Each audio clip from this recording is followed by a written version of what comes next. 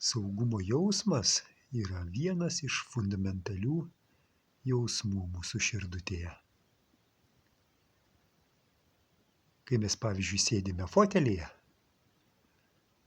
pažiūrime, ką mes turime, pavyzdžiui, pinigėlių banke turiu, mašiną turiu, stogą virš galvos turiu ir pilnas šaldytuvas gėrio. Turiu skaidrų dangų virš galvos. Niekas nemėto man taikos bombų. Ir turėdamas šitą jausmą, galiu šito jausmu pasidalinti su kitais.